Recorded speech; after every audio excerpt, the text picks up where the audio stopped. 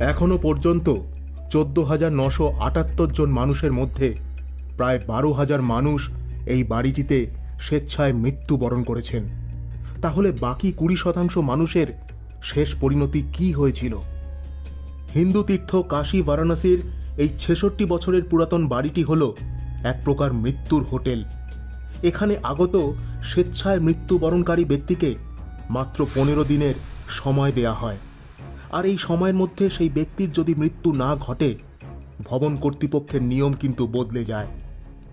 আর আমি যেদিন মুক্তি ভবনে প্রথম গিয়ে পৌঁছলাম, মধ্যপ্রদেশ থেকে আগত এই ব্যক্তির মৃত্যুর ঠিক পূর্ব মুহূর্তে ঘটল এক বিপত্তি। বিকেল 4টের সময় আমি যখন পুনরায় ভবনে গিয়ে পৌঁছলাম, তক্ষুনি আমাকে আবার দৌড়াতে হলো মণিকর্ণিকা ঘাটে। কিন্তু ততক্ষণে সব শেষ। শুরু হচ্ছে আজকের ভিডিও, মৃত্যুর হোটেল কাশীলাভ মুক্তি ভবন। কাশীলাভ মুক্তি ভবন, কাশীলাভ। বঙ্গদূত ডগ টিভি। নমস্কার, আমি শুভজিৎ, রয়েছি উত্তরপ্রদেশের কাশী বারাণসীতে। আমরা যদি কোথাও ঘুরতে যাই, কি করি?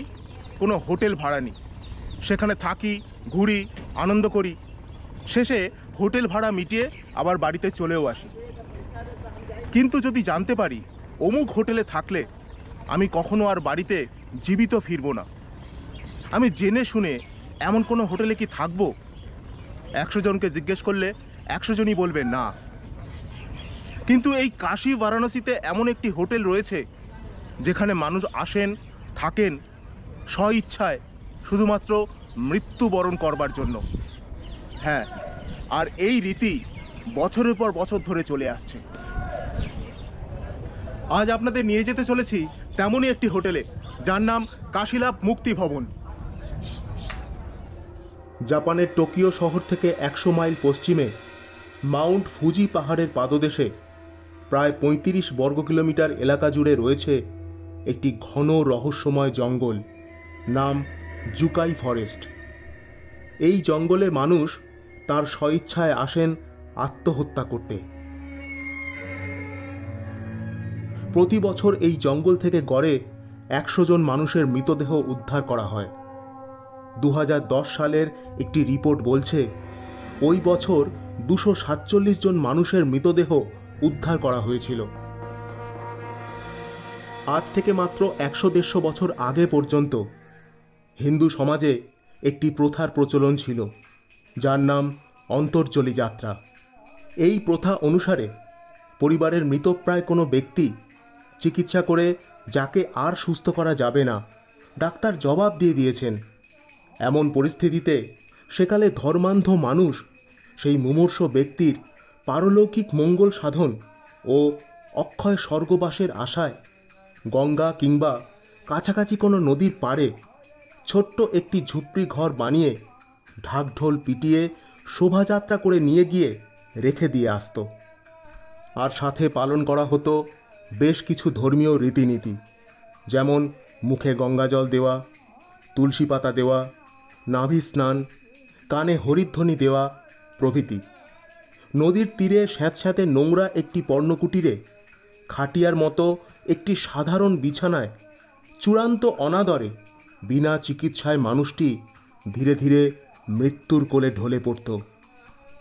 আর সবচেয়ে বিস্ময়ের কথা হলো, এত কষ্ট হবে জেনেও বেশিরভাগ ক্ষেত্রেই ওই মুমূর্ষ মানুষটি আগে থেকেই স্বেচ্ছায় নিজের অন্তর্জলি যাত্রার অনুমতি দিয়ে রাখতেন। এমনকি কলকাতার ঠাকুর পরিবারেও এমন ঘটনা ঘটতে দেখা গিয়েছিল। ইংরাজিতে একটা শব্দ আছে ইউথেনেশিয়া। গ্রিক শব্দ ইউ কথার অর্থ হলো স্বেচ্ছায় বা সহজ, আর থানেতোস কথার অর্থ হলো মৃত্যু।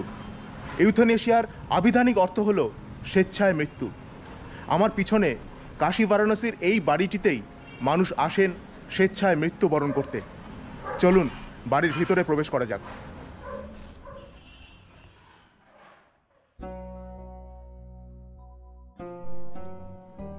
এই বাড়িটির নাম কাশীলাভ মুক্তি ভবন। 1958 সালে বিখ্যাত ডালমিয়া পরিবার দ্বারা এই ভবনটিকে নির্মাণ করা হয়েছিল। এই ডালমিয়া পরিবারের সন্তান জয়দয়াল ডালমিয়ার মা এই কাশীতেই বাস করতেন। যেহেতু কাশী হল হিন্দুদের কাছে এক কথায় মুক্তিধাম, অর্থাৎ এখানে যদি কোনো মানুষের মৃত্যু ঘটে তাহলে সেই ব্যক্তি জন্ম মৃত্যুর চক্রব্যূহ থেকে চিরকালের মতো মুক্ত হয়ে যান। এমন বিশ্বাস থেকেই আজ থেকে প্রায় ৬৬ বছর আগে ডালমিয়াজির শ্রদ্ধেয় মা ভেবেছিলেন যে ব্যক্তি কাশীতে বাস করেন না, বাইরে থাকেন, আর উনি চাইছেন এই কাশীধামেই তার মৃত্যু ঘটুক, মোক্ষ প্রাপ্তি হোক, তবে সেই ব্যক্তি কি করবেন, কোথায় আসবেন?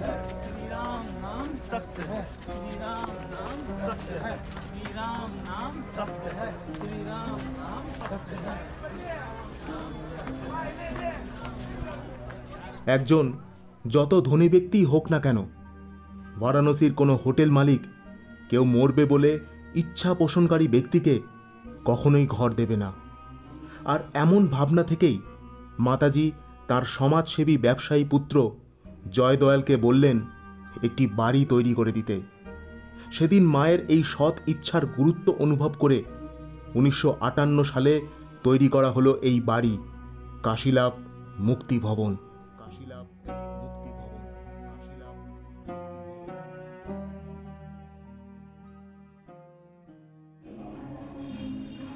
এই মুহূর্তে আমি রয়েছি কাশীলাভ মুক্তি ভবনে অনুরাগ হরি শুক্লাজি মহাশয়ের সামনে। আমরা ওনার কাছ থেকে জেনে নেব এখানকার নিয়ম কানুন। जी, काशीलाभ मुक्ति भवन में आने वाले प्रत्येक मोक्षार्थी के लिए ये नियमावली है कि वो मोक्षार्थी या तो डॉक्टर ने जवाब दे दिया हो उन्हें, या फिर वो नित्य कर्म करने में सक्षम ना, अत्यधिक उनकी उम्र हो गई हो। उस परिस्थिति में उनके परिजन যে ব্যক্তি এই কাশীলাভ মুক্তি ভবনে এসে তার জীবনের শেষ মুহূর্তটি কাটাতে চান, আর এখানকার রুম যদি তখন ফাঁকা থাকে, তাহলে সেক্ষেত্রে উক্ত ব্যক্তিকে প্রথমে 15 দিনের জন্য একটি ঘর দেয়া হবে, যার জন্য কোনো ভাড়া দিতে হয় না। আর এই 15 দিনের মধ্যে উক্ত ব্যক্তির যদি মৃত্যু না ঘটে তাহলে তার পরিস্থিতি বুঝে এখানে থাকবার মেয়াদ বাড়িয়ে দেয়া হয়। और हमारे यहाँ जो नियमावली है उसमें प्रथम चरण में हम लोग 15 दिन के लिए मोक्षार्थियों को समय देते हैं। फिर जैसे उनकी परिस्थिति होती है, उनका मोक्ष नहीं होता है, तो उसकी समय अवधि को बढ़ाते हैं। এই সম্পূর্ণ বাড়িটিতে মোট 12টি কক্ষ রয়েছে, আর প্রতিটি কক্ষে রয়েছে একটি করে খাট, ফ্যান, লাইট। আর ইলেকট্রিকের জন্য 20 টাকা প্রতিদিন হিসাবে মূল্য দিতে হয়। আর তা যদি কারোর পক্ষে দেওয়ার ক্ষমতা না থাকে তাও ডালমিয়া পরিবার দ্বারা মুকুব করে দেওয়া হয়। हमारे यहाँ इन सब चीज़ों के लिए कोई भी शुल्क नहीं लिया जाता है। बस प्रत्येक दिन के लिए 20 रुपया विद्युत चार्ज दिया जाता है। वो भी यदि कोई सक्षम नहीं देने के लिए तो डालमिया परिवार द्वारा उसे माफ़ कर दिया जाता है। এই মুক্তি ভবনে মাছ মাংস খাওয়া বা কোনো প্রকার নেশা করা কঠোরভাবে নিষিদ্ধ। এখানে নিজের ঘর নিজেকেই পরিষ্কার রাখতে হয়, আর তা যদি অন্য কেউ করে দেয় সেক্ষেত্রে তাকে এক্সট্রা টাকা দিতে হয়। এখানে মুক্ষার্থীর সাথে তার পরিবারের 2-1 জন এসে থাকতেও পারেন। और साथ ही साथ हमारे यहाँ एक कमरा रहेगा, उसमें बिजली पत्ती सारी सुविधाएं रहने के लिए, चौकी, मैट्रिक्स, सारी सुविधाएं उनको दी जाएगी और वो रहेंगे। उसमें भोजन बनाना यदि वो चाहेंगे तो बर्तन वगैरह भी हम लोग उपलब्ध कराएंगे। এই কাশীলাভ মুক্তি ভবনের নিয়ম অনুযায়ী যে কোনো ধর্মের মানুষ, হিন্দু, শিখ, মুসলমান এখানে এসে থাকতে পারেন, কিন্তু মৃত্যুর পর সেই ব্যক্তির নিজ ধর্মীয় রীতি অনুযায়ী শেষ অন্ত্যেষ্টিক্রিয়া করা হয়ে থাকে। এই ভবনে রয়েছে একটি ছোট্ট মন্দির।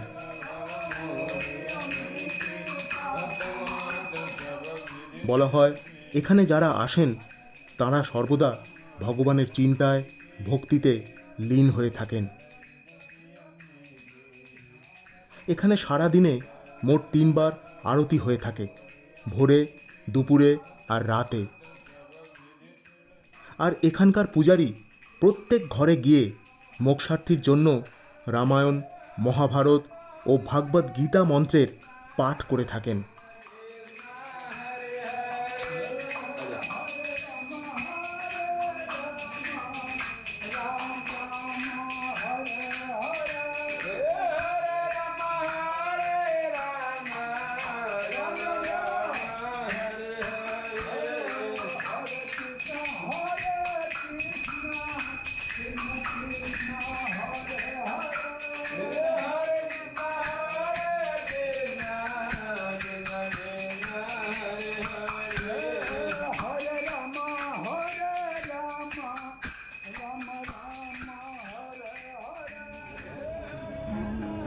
এই কাশীলাভ মুক্তি ভবনের প্রতিষ্ঠার প্রায় ৬৬ বছর পূর্ণ হলো। আমরা ম্যানেজার সাহেবের কাছ থেকে জেনে নেব এখনো পর্যন্ত এখানে কতজন মানুষ এসছেন এবং কতজন মানুষ এখনো পর্যন্ত এখান থেকে মুক্তি লাভ করেছেন। দেখে নিই।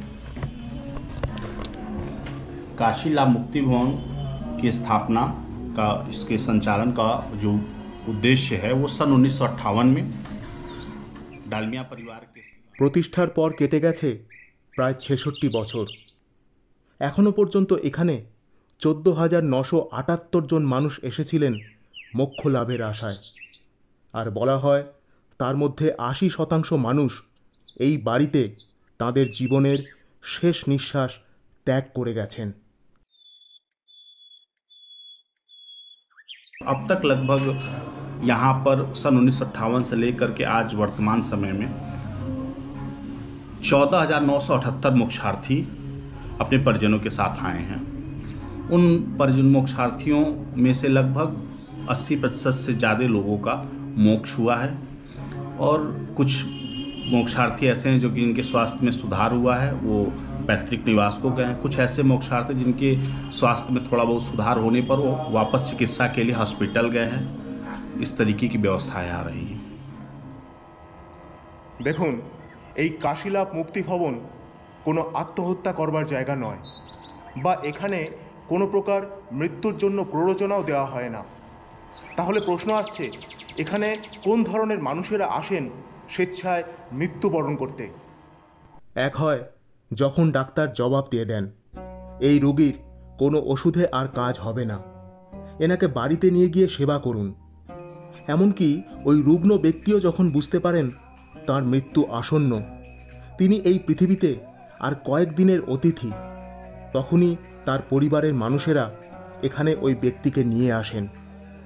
দেশের বিভিন্ন প্রান্ত থেকে মানুষ এখানে আসেন মোক্ষ লাভের আশায়, অর্থাৎ বন্ধনমুক্ত স্বাধীনতা। এ এক পরম আধ্যাত্মিক মুক্তি। এক্ষেত্রে মৃত্যুর পর জীবাত্মা চিরকালের মতো জন্ম মৃত্যুর চক্রবহ থেকে মুক্ত হয়ে যায়। বলা হয় এই কাশীতে কারোর মৃত্যু হলে সেই মৃত ব্যক্তির উপর স্বয়ং যমরাজেরও কোনো অধিকার থাকে না। সেই পুণ্য জীবাত্মার ঠাঁই হয় বাবা কাশী বিশ্বনাথের চরণে।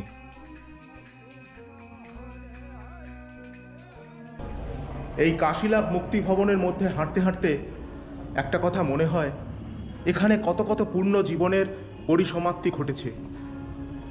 এখানকার দেয়াল, দরজা, জানলা তার সাক্ষী হয়ে রয়েছে আজও।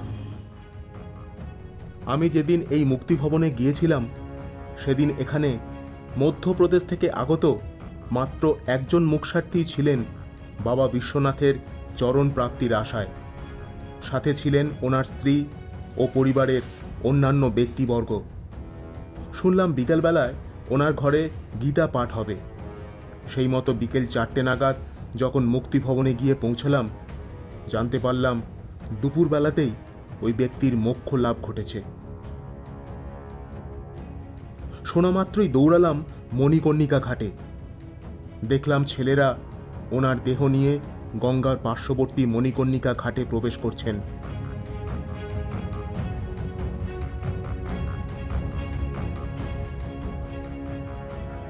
তারপর একে একে দেখলাম কত সুন্দরভাবে সম্পন্ন হলো তার অন্ত্যেষ্টিক্রিয়া।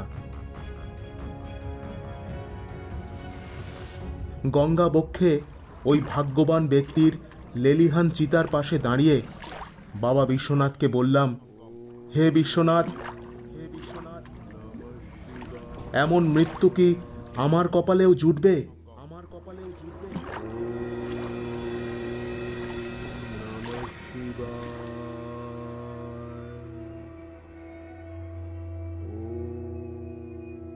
ওদিকে রাতের অন্ধকারে মুক্তি ভবনের ঘরগুলি তখন পরবর্তী মোক্ষার্থীর অপেক্ষায় প্রহর গুনছে। আর ভবনের গোপন কুঠুরিতে জ্বলে চলেছে সেই অখণ্ড প্রদীপ, যার অর্থ এই নশ্বর দেহের মৃত্যু ঘটে, কিন্তু আত্মার কোনো মৃত্যু নেই, সে অমর।